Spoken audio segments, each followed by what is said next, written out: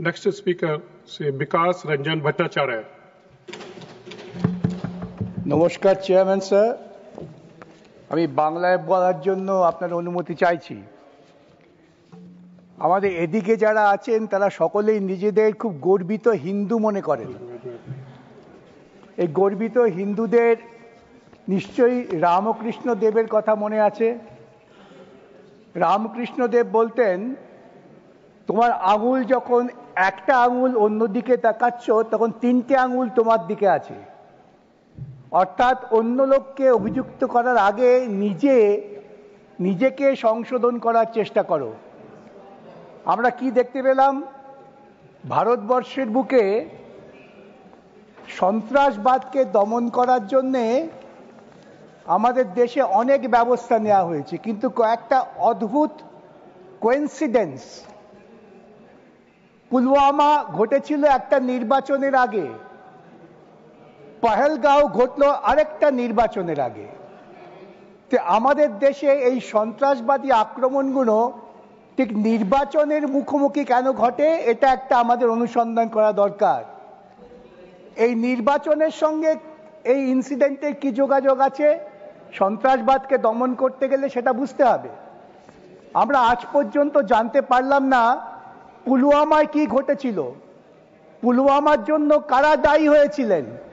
কিন্তু পুলওয়ামার পর একটা সার্জিক্যাল স্ট্রাইক হয়ে গেল এবং তখন বলা হলো, আজকে যা বলা হচ্ছে একই কথা বলা হলো, পাকিস্তানের কোমর ভেঙে দিয়েছি, সন্ত্রাসবাদ শেষ করে দিয়েছি, এখন আমরা গর্বিত ভারতবাসী, আপনাদের আর কোনো চিন্তা নেই। আমরা ডিমনিটাইজ করেছি। কেন ডিমনিটাইজ করলাম? না সন্ত্রাসবাদের কোমর ভেঙে দেব।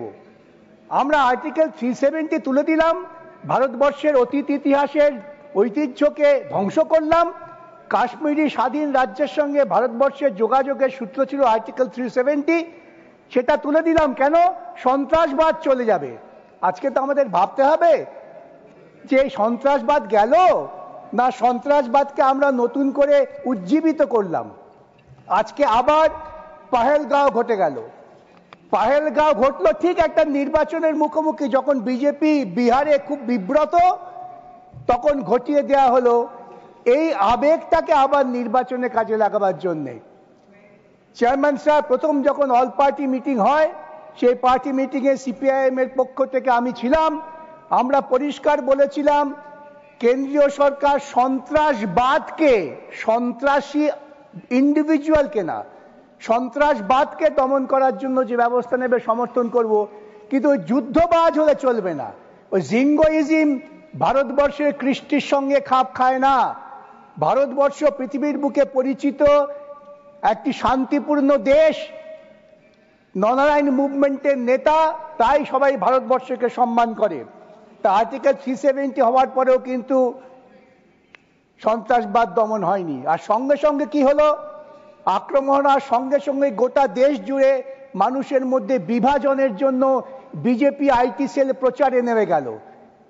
হিন্দু দেখে দেখে খুন করা হয়েছে। কে দেখেছেন বাবা? যিনি দেখেছিলেন তখন তিনি কোথায়? কিন্তু আমরা একথা বললাম না যে একটি মুসলমান তরুণ তার পরিবারের কথা না ভেবে পর্যটকদের বাঁচাবার জন্য নিজের জান দিয়ে দিয়েছিলেন।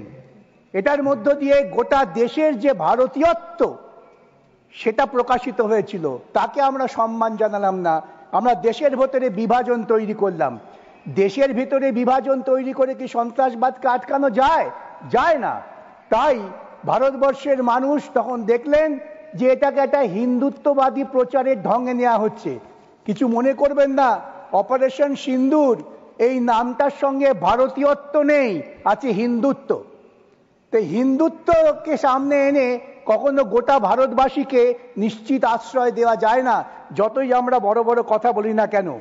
আমরা দেখলাম আক্রমণের পর তারা বললেন অপারেশন সিন্দুর আমরা সব শেষ করে দিয়েছি, গোটা পৃথিবী আমাদের সঙ্গে আছে। গোটা পৃথিবী যদি তোমার সঙ্গে থেকে থাকবে। আমরা দেখলাম ইউনাইটেড নেশনসে তুমি পাকিস্তানের নাম পর্যন্ত উল্লেখ করাতে পারলে না। শুধু পাকিস্তানের নাম ইউনাইটেড নেশন সিকিউরিটি কাউন্সিলে উল্লেখ করতে পারলে না তা নয়, এমনকি ব্রিক্সে সাংহাই কোঅপারেশনে কোথাও পাকিস্তানের নাম উল্লেখ করা গেল না। দুঃখের কি জানেন চেয়ারম্যান সাহেব, আমাদের খুব কাছের প্রতিবেশী ভুটান, মালদ্বীপ, এমনকি মরিশাস, যে মরিশাসে ভারতীয়দের সংখ্যাই বেশি, তারা পর্যন্ত ভারতবর্ষের এই ভূমিকার পেছনে পাশে দাঁড়ালো না। তাহলে কি দাঁড়ালো? নিজেকে বিশ্বগুরু বলে বড় বড় বক্তৃতা করে আমি সব করতে পারি, আমি আমার পৃথিবীকে আমার হাতের মুঠোয় নিয়ে এসেছি, আমি শক্তিশালী দেশ, কোথায় দাঁড়ালো? আমাদের কবি বলেছিলেন, নিজে যারে বড় বলে বড় সে নয়, লোকে যারে বড় বলে বড় সেই হয়। আজকে গোটা পৃথিবীতে ভারতবর্ষ ডিপ্লোম্যাটিক্যালি বিচ্ছিন্ন, বরং পাকিস্তান সেখানে সুবিধে পেয়ে গেল। আজকে পাকিস্তানের পক্ষেই বিভিন্ন দেশ কথা বলছেন, এটা আমাদের দুর্ভাগ্যজনক পরিণতি। তার কারণ আমাদের দু দেশের মধ্যে যুদ্ধ বিরতি ঘোষণা করছেন আমেরিকার প্রেসিডেন্ট। আজ পর্যন্ত একবারও ভারতবর্ষের প্রধানমন্ত্রী বা ভারতবর্ষের কোনো ডিপ্লোম্যাটিক চ্যানেল এ কথা বলেননি যে আমেরিকান প্রেসিডেন্ট তার কোনো রোল নেই, তার ভূমিকা আমরা অগ্রাহ্য করি। এইভাবে ভারতবর্ষের যে সম্মাননা সেটাকে নষ্ট করা হচ্ছে। আমি অনুরোধ করব, আজকে ভারতবর্ষের ঐতিহ্য বজায় রেখে দেশের ঐক্য তৈরি করুন, দেশের মধ্যে হিন্দুত্ববাদী প্রচার ছেড়ে ভারতীয়বাদ প্রচার করুন। ভারতীয়ত্বই আমাদের একমাত্র আশ্রয়।